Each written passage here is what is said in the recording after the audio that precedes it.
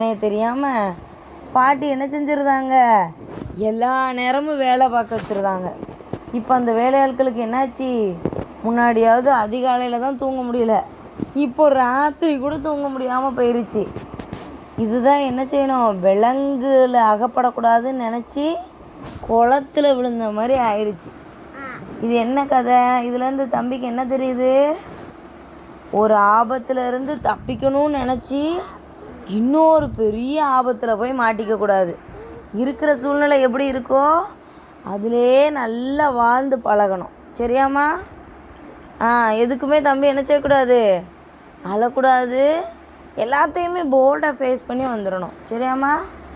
பாப்பாவுக்கு கதை பிடிச்சதா? தம்பிக்கு கதை பிடிச்சதா? பாப்பாவுக்கு